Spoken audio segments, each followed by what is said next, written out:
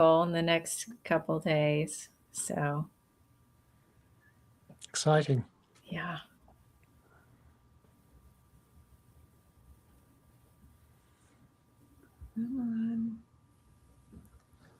We are live. And welcome to another episode of the Ancestral Healing Center's Cafe Chats, where it happens here every Tuesday at 12 p.m. Eastern Standard Time. We are going to be diving into the psyches of Bernadette and Michael today. What we're going to be doing today is kind of looking at the makings of a trauma-informed genealogist, how they got here, what they do, and how you can be supported by them. So we're going to jump right in today. And I'd like for both of you to kind of give us an overview of what your definition of trauma-informed genealogy is. So let's start at the top. What is trauma-informed genealogy?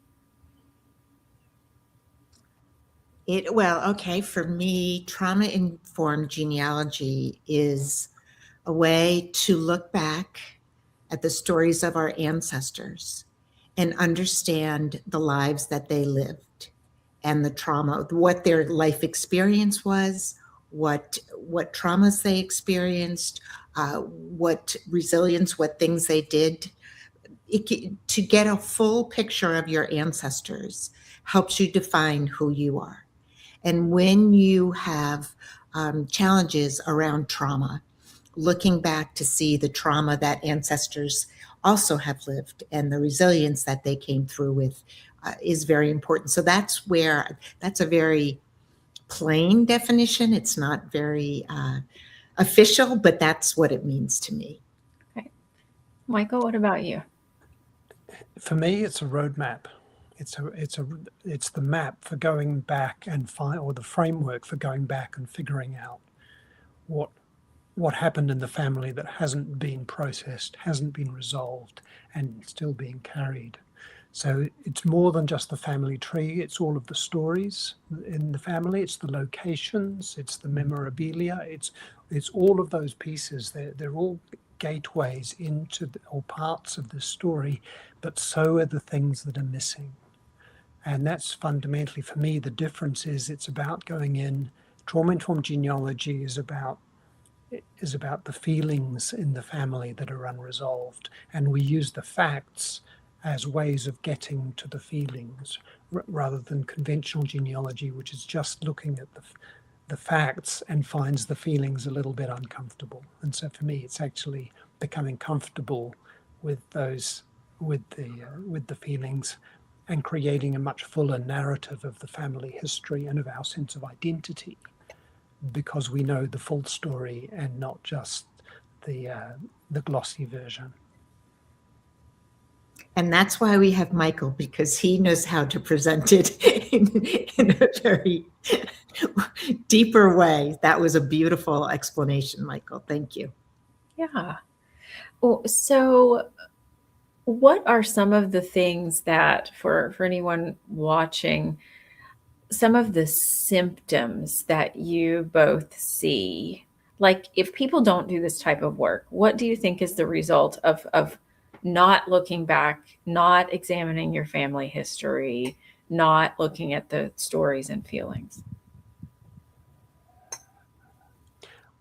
I see a lot of people, once you start to do this work, you start to read in other people where you're seeing symptoms that they can't see. And this is one of the, and again, this can be a blessing and a curse, but you can see that they're struggling with things for which they have no name, they have no language, they have no container. It could be behaviors, it could be patterns that are repeating.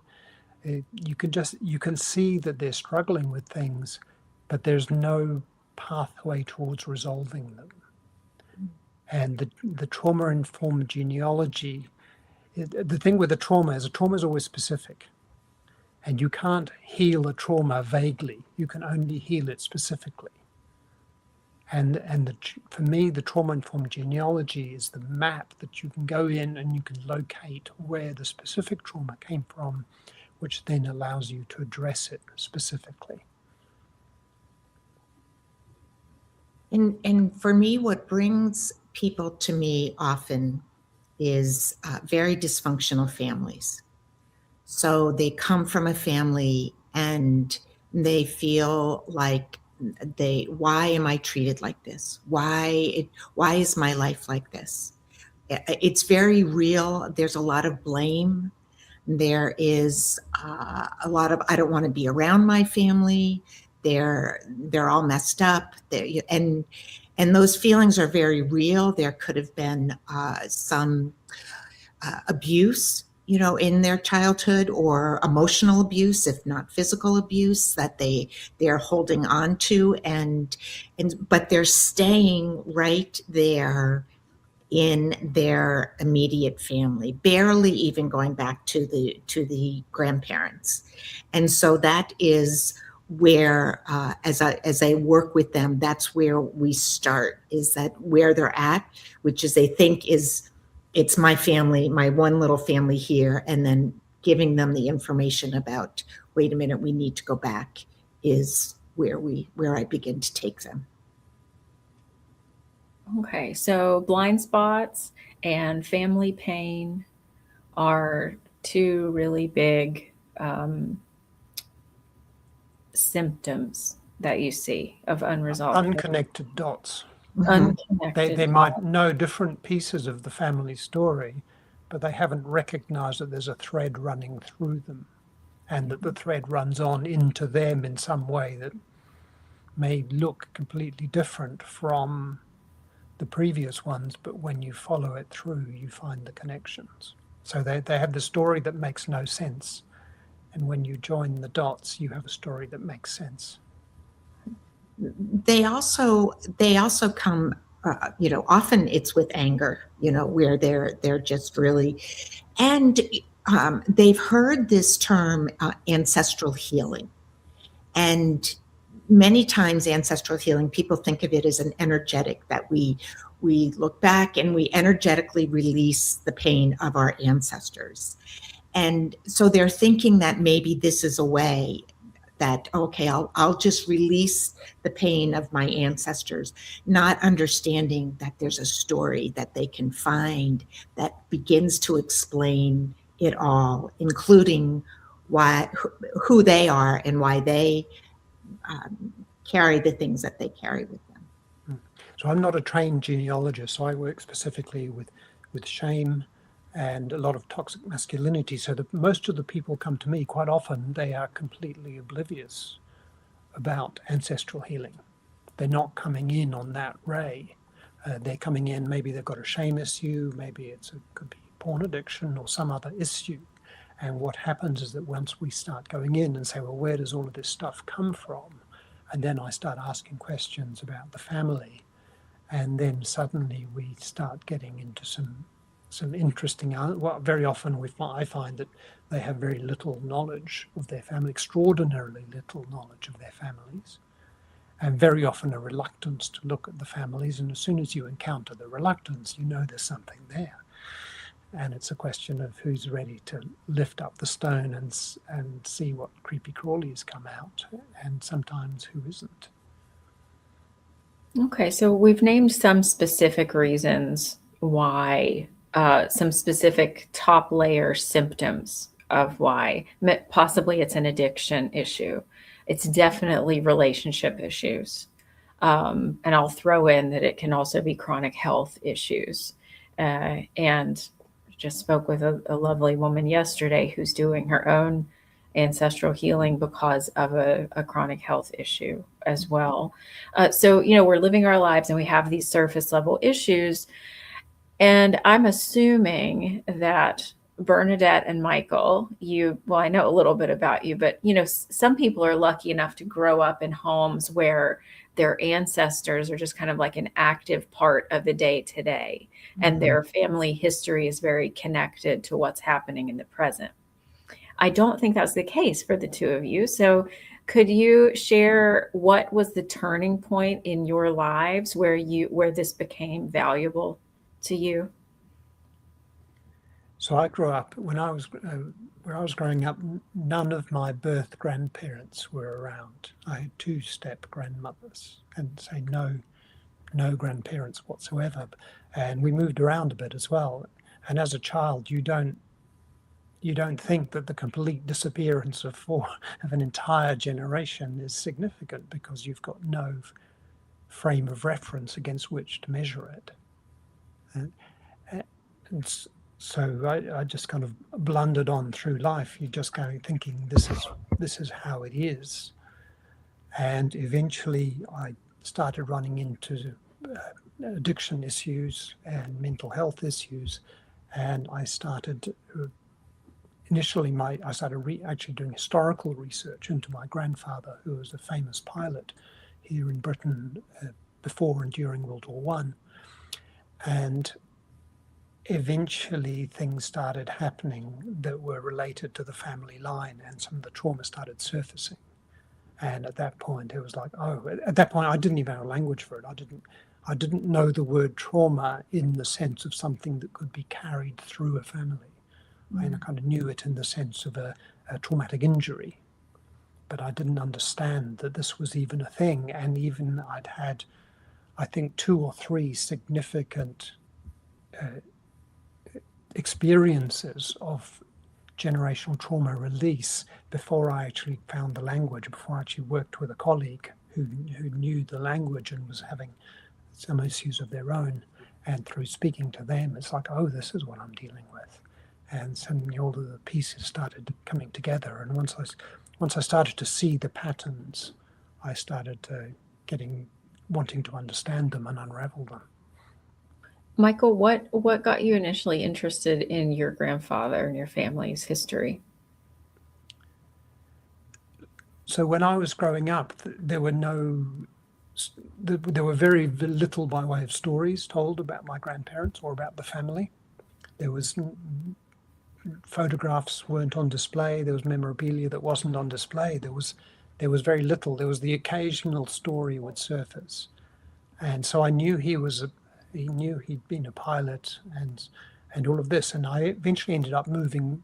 I was in New Zealand when I was younger, and then I ended up moving back to Britain and being back in the place where all of the records were and where the aircraft museums were and all of that.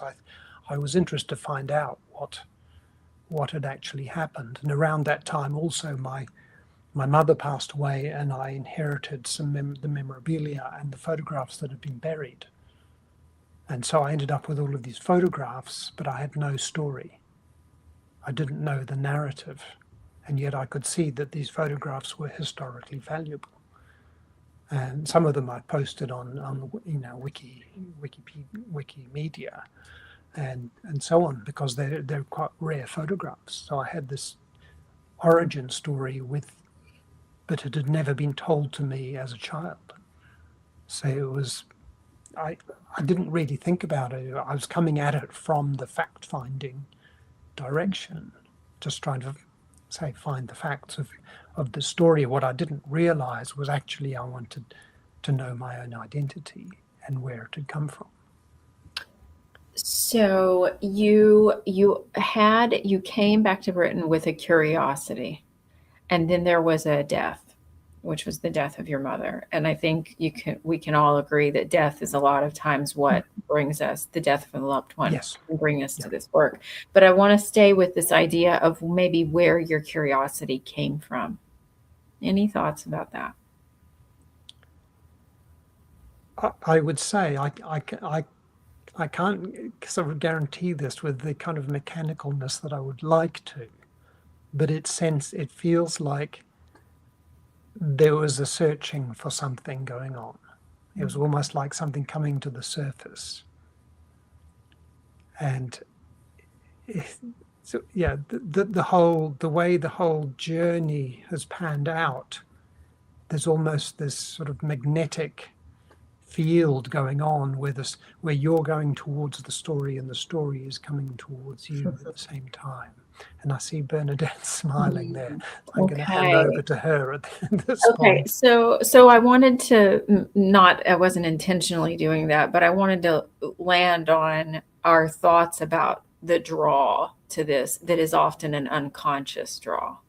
So Michael, you're kind of leaving the story at not really sure, but there's just some sort of a pull. The initial curiosity was not really sure.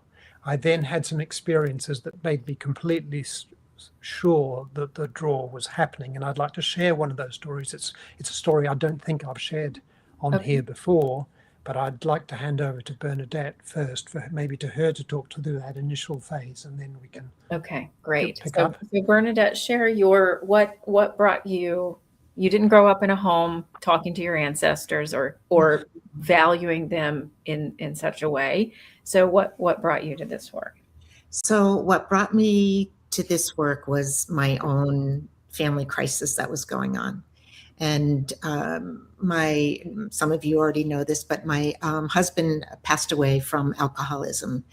And it was during the time that he was so sick, and he had a beautiful soul. So I always say that because there was love in the family. But during that time, it was traumatic. There was ups, every day was up and down. I happen to love genealogy. And so but traditional genealogy, at this point, I was trained in trauma and trained in grief because that was what I did professionally with children. But this was not something I was going to the Ancestry to help me kind of calm myself down. It was very, when you do Ancestry, you go to another, you go away. It's like reading a book and it takes you somewhere. So that's what drew me in. And then I began digging deeper and deeper into my own family, and I began to see the stories emerging, and stories I had no idea, none. I knew that my grandparents had died. As Michael had said, my grandparents both died of tuberculosis, my dad's parents, when he was a very young boy. And his aunts, my great aunts, raised him. That was the story that I knew. And I discovered this deeper story of their lives and the trauma that they had gone through before the tuberculosis had come in. And they were all orphaned. There were 5 girls. They were orphaned. Their father died. Their mother couldn't care for them. And they were immediately taken into Catholic orphanages in New York City.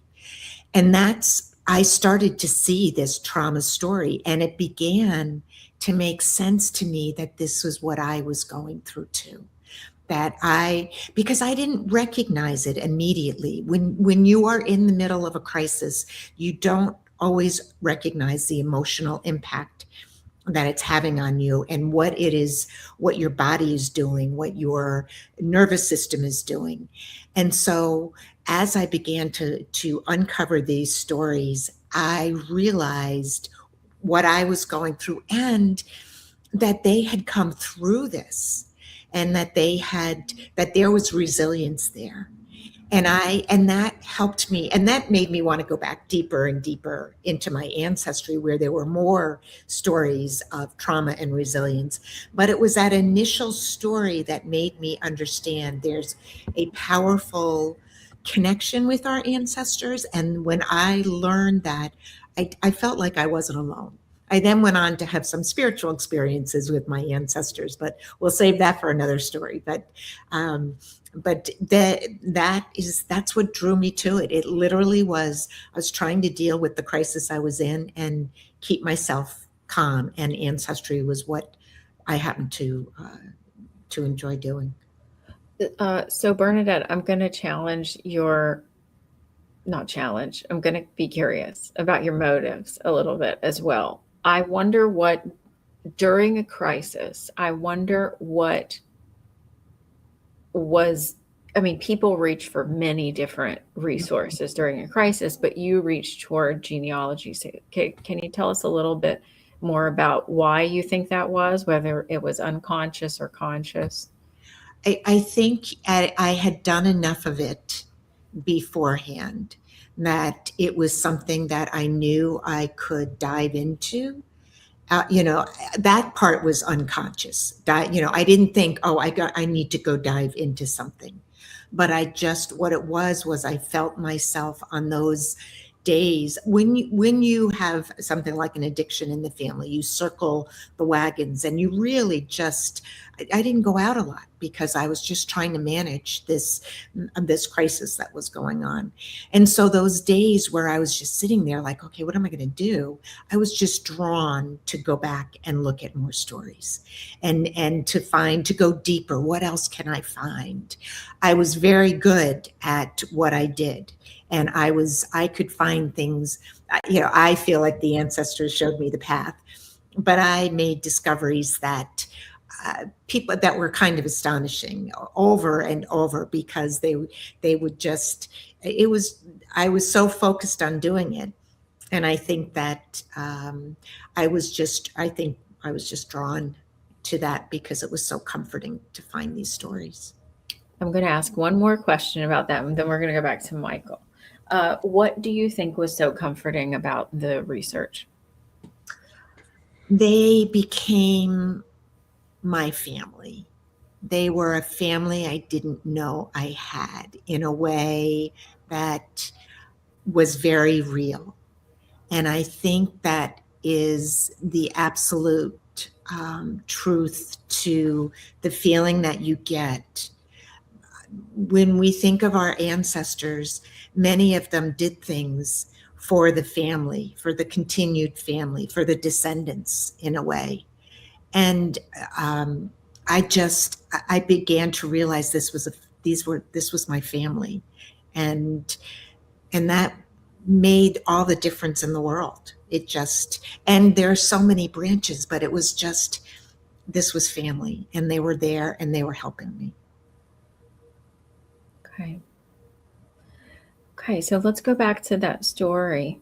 Thank you for sharing that, Bernadette. Let's go back to Michael's story and so catch us up with part 2, Michael. Yeah, so it started out, as I say, I was looking to do the historical research, and I'd moved back to Britain. And then at some point I was contacted out of the blue, and this is a phrase that you'll hear quite often with people talking about genealogy, by a cousin, the classic long-lost cousin, the broken branch of the family, from a break that I didn't even know had happened in the 1930s. How she tracked me down, I'm still not quite sure. And she said she'd spent 10 years tracking me down. And she'd said, I'm trying to piece together the family, and are you interested? And I said, yeah, I am. So the next thing, I got this big part, envelope this thick with all of this, pretty much the whole one half of my family, the whole thing just landed, completely done. Back in 250 years, boom, there it is. And so it was like, oh, whoa. And then it's like, well, on my mother's side, I've got, almost nothing. And so from there, that started solidifying that I started moving from historical research into family research. So there's a shift there. And then the first thing, that happened, this one is one I've shared a number of times, so I'm just going to cover it quickly, was I didn't know very much about my father's mother, and I ordered a death certificate. And when I received the death certificate, I literally fell on the floor and just absolutely howled with pain. And I had this complete and certain knowing that it was my father's pain. It was a surgical level of knowing. There was just no doubt. And once I saw that, I still didn't know. I'd never heard of generational trauma or ancestral healing. I didn't have that framework for it, but I knew that what had just happened to me was the release of this pain that had come through him. And I didn't really think too much about it because it was just a one-off thing. It didn't particularly go anywhere, or not immediately. But I started looking. It started bringing me onto the path that's led to where we are today. And when I was researching my grandfather, the pilot, the thing that I really wanted to find were his war records, because he was twice decorated for bravery, and I really had no idea why, and I didn't know what he'd done. So I was trying to find the details of his wartime career so I could actually piece that together. And so I spent quite a bit of time. We have there's a place here in Britain called the National Archives. It's a massive place down just south of London. And I spent quite a lot of time online trying to poke through their records, trying to find his war records, and I couldn't find them. And I thought, I'm just going to have to go down there in person and find this thing. And while I was poking around, I discovered my grandfather's divorce records were there. And so I kind of made a mental note, I should go and look at that. But it was that was very much secondary to finding the war records. I didn't think of the divorce records in terms of what might be contained there emotionally. Mm-hmm. I was thinking, well, I know they're divorced. I discovered that. And, there's the piece of paper. And it was absolutely a ticking bomb. And I remember I put on my to-do list, go to National Archives, and that sat on my to-do list for 2 years, and I realized it was still there. And so I write date on the calendar, date came and went, didn't go. And then there was a moment when I was like, there's something that I'm putting off here. There was just this feeling that I need to go and do this. So right, date on the calendar, this time I'm going. And at that time, my household used to run pretty swiftly in the mornings. Pretty well. My son he was still at primary school at that time. He'd go off to school without any problems, and everything ran well. And that morning, everything was there was something kicking off with him, and I'm not sure what was going on with my wife. I'm not going to say normally it's all pretty smooth, and this morning everything was there were problems, and by the time I got to the train station, I'd missed the train that I wanted, and it just everything was like this. And I was on the train down to London, and I was feeling really flustered, which I think was the kind of the bow wave of the energy of these papers, and I didn't know that. I thought it was this this stuff going on at home. And I thought, I need fresh air, I need a walk. So I looked at the map of the London Underground, and something that Ruschelle would be doing intensely in a few months' time when she was over here. And I looked up, the National Archives is at a station called Kew, which is just south of the river that runs through London. So I thought, I'm going to stop at the station north of Kew, a place called Gunnersbury, and I'm going to walk across a bridge, and I'll arrive at the archives in good shape. And so I get off at this Gunnersbury place. And they don't call it the Underground for nothing, because the Underground just runs underneath the river, and there isn't a bridge anywhere to be seen. And so I ended up it was a really hot day, and I had like a mile and a half, 3 sides of a square walk just to get to the back of the archives. And by this time, I really need to go to the toilet. This is where trauma-informed genealogy leads you. And there was this service lane down the back of the archives. And I thought, do I take the risk that there's a back door at the service lane, or do I go around to the front? It's like, I'm going to take the risk. So I went down the service lane where the trucks deliver stuff. And I get to the end, and there's no side gate, there's no back gate. And instead there was this massive gate where all the trucks come in, and it's got locks on it, and there was razor wire over the top of it, and behind it was the building of the archives. And I looked at these layers, the gate, the razor wire, the building, and it was like looking at one of those Japanese paintings where the mountains are receding. And I remember at the moment in complete clarity, and I just understood these records do not want to be looked at. Mm-hmm. They want to be looked at, and they do not want to be looked at. Mm-hmm. And the two are pushing and pulling simultaneously. Yeah. And as soon as I saw that, suddenly it's like, okay, stop, ground, breathe. Okay, now I know there's something here that's just saying you really don't want to know. And I'm welling up. I can remember the moment so well. And so I turned around, and as soon as I turned around, there was this side gate with an overgrown hedge. 20 seconds later, I was in the archive, and I got halfway up the first flight of stairs, and it was literally like this hand grenade went off inside me. And I literally flew sideways, and I smacked into the wall. And I had to grab the rail and pull myself arm over arm, like a 90-year-old, to get up onto the next landing. And I had to sit down for half an hour. I was literally, it was like a vertigo attack. I could not stand for half an hour, just the intensity of approaching the records. I've never had anything quite so intense as that. But it was like, and then finally I was able to walk up into the reading room, and I got out these divorce papers. And there was the missing story of the family. There was the period from the late 20s to mid 30s where there were no photographs, no stories, nobody had talked about it. It was just this null zone in the middle of the family story. And there it all was as the evidence in the divorce papers. And it was the saddest thing I've ever read. And yet, here was the truth of the family story. And there was an immense sense of closure from bringing that to the light and integrating it within myself as in the family story. Well, Michael, that's quite an experience that you had. And, I think anyone who starts to step into this work gets these experiences that are at times overwhelming and confusing. One thing that you said at the beginning was, I had this very strong sense that this pain was not my own.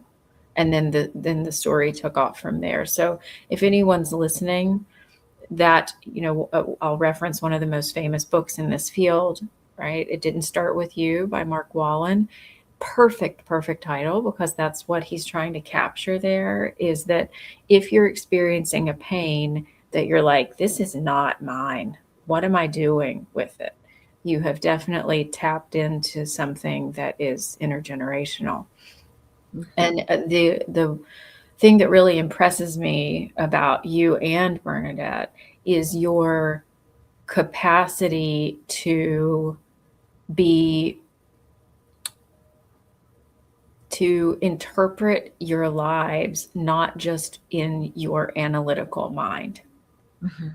And I think anyone coming to work with either of you can start to see the benefit of using our whole body as a knowledge, like a knowledgeable, something worthy of listening to and worthy of following. So with that, I want to switch over. Bernadette, I want you to kind of share your watershed moment, so to speak, and then how things have transformed from there.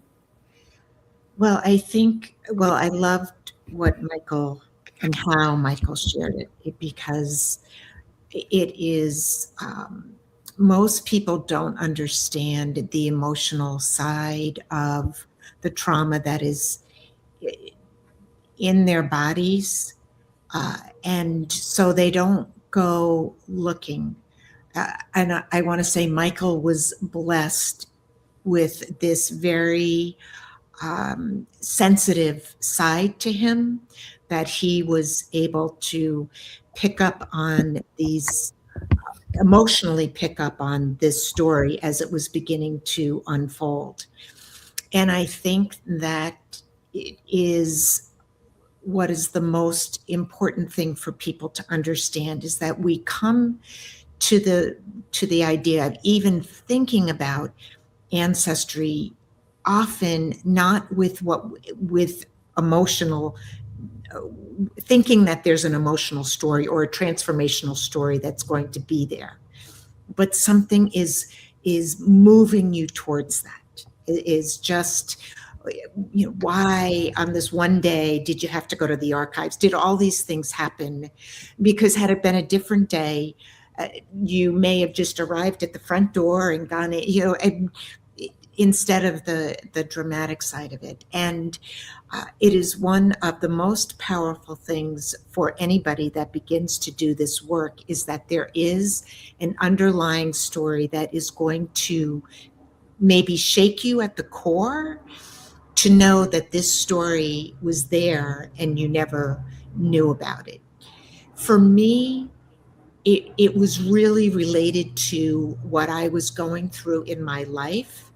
And the story that shocked me was that I discovered that my grandmother had been in an orphanage from age 2 till she was probably age 13. Her entire life, until she was a young woman, she had been in an orphanage, and her sisters had been in an orphanage. And I mentioned that earlier, but that was the shocking part for me, because none of that had ever been talked about. And so and emotions that my dad had, losing his parents at a young age, that was the part of the story, that family story, that was told. But there's so much more back there. And that story, when I discovered it, and it wouldn't go away. I didn't even know their maiden name, that my grandmother's maiden name. So I'm looking at records, trying to figure out how I was going to find them. I had a couple of choices. There was something that I had heard. And luckily it was the 5 girls and their 5 names that confirmed when I got to the right. But that discovery is what made me understand there's so much more back there that I need to go looking for. And really all it takes is one story, one nugget that you are drawn to, and maybe not even realize you're drawn to it, that can open everything up. And if you are here listening to us, this could be the reason you're here, is that there's something underneath that you're feeling that's making you say, I have to find out a little bit more about what this ancestral healing is all about. So on that, Bernadette and Michael, I would love for you to share what a introductory call session, can you walk us through what happens if someone is first coming to meet you? Say the introductory call is very much about finding out who they are and what they're looking for. But sometimes, even though they may think what they come and presenting and what they're actually looking for may be different things. So it's quite a fluid situation of just trying to find out what is this thing that's the thing that's brought them here, but also what's the wider field in which the thing is playing out. So it's trying to establish some of the parameters of the situation, and trying to establish where does the known pass into the unknown. What is it that they do know, and what is it that they don't know? And so it's it's just a very fluid conversation, and sometimes it can be quite instinctive.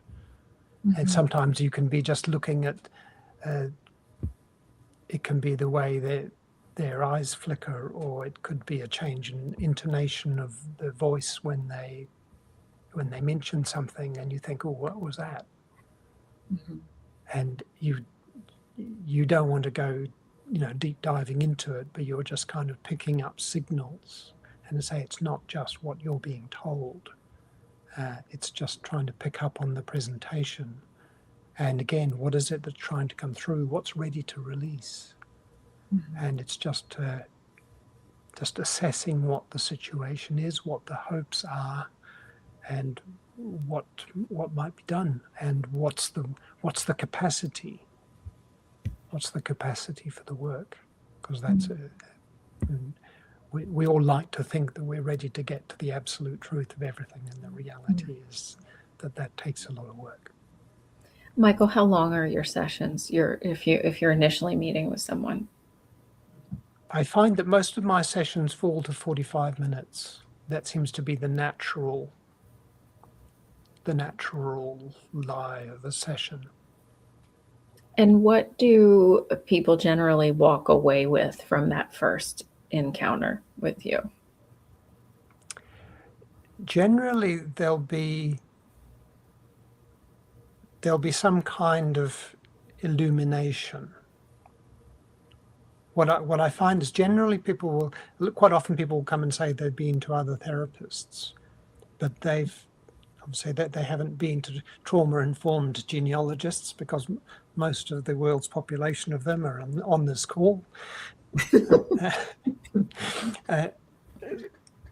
And so particularly quite a lot of people are coming to me with toxic masculinity issues, and I seem to be one of the first people who's actually connecting those into the ancestral healing side of things.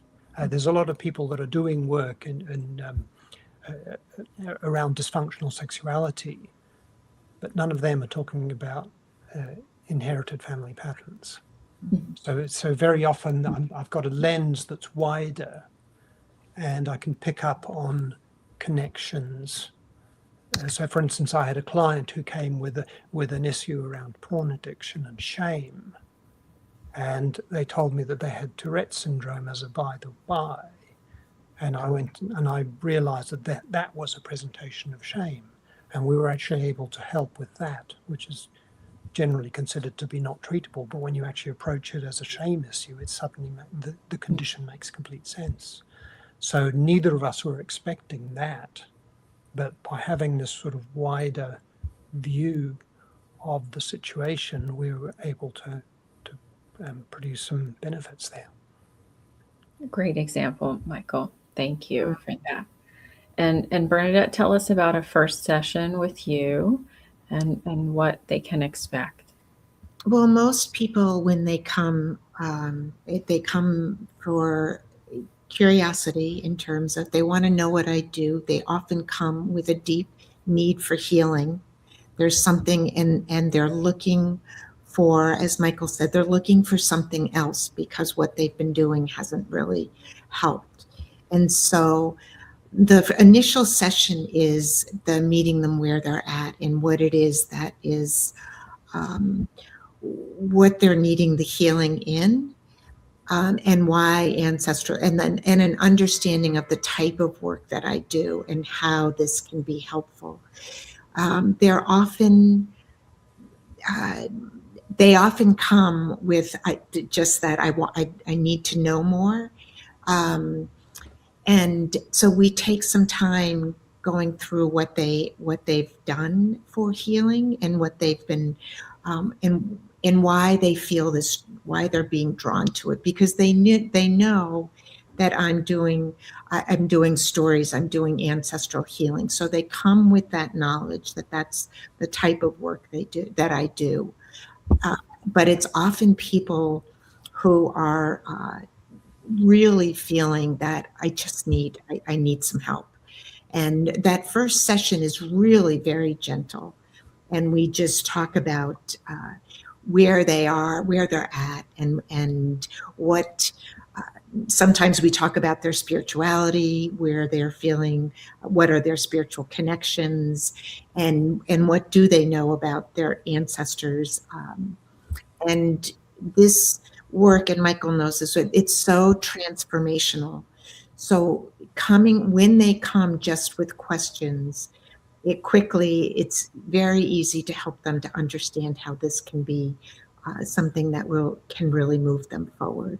So it's always, the first session is always an incredibly beautiful session, because it's they finally feel like I'm someplace this is different. I can try something different that is going to help. Yeah. And so, I would encourage anyone listening, no matter what you're doing or what stage of life you're in, whether you're, in the depths of something really painful or you're in a really good place, and which is also often a really good time to do this type of work as well, to just connect with Michael and Bernadette. And I'm pretty sure you're not going to leave a session with them without some level of insight and transformation that's going to push your life forward in some way. So, Michael, Bernadette, any last things that you'd like to let someone know if they're considering a first session with you? I think what I would say is let your curiosity, follow your curiosity to trying something that maybe you hadn't really thought of before in terms of a different way of looking at what you're struggling with. And to come into it with an open mind, in the sense that sometimes we have this these thoughts that this is what my family is, and to allow yourself to open to a bigger story about who you are, I think. And I would reiterate that this your family story is looking to heal through you. Mm-hmm. And so if you engage with that process, you will find that all manner of things just conspire to bring the story forward. It's quite extraordinary. We could spend a long time going through examples of that. And you don't need all you need to do is the willingness to step on the path. And you don't have to think, well, I don't have the spiritual ability to connect with my ancestors. I don't have that ability. I don't have that sense of being directly connected to them, and yet I know that somebody somehow is putting the stepping stones right in front of me, and if you step onto this path, those stepping stones will be placed in front of you. And so we are here at the Ancestral Healing Center just to help you and support you and to guide you into what is a difficult but ultimately beautiful, beautiful journey. Amazing. Well, thank you both, Bernadette and Michael, again. And we are going to have one more chat about just what trauma-informed genealogy is and what the process is like and how to get started next week as well. So please join us at the same time, same place. And until then, have a really good week.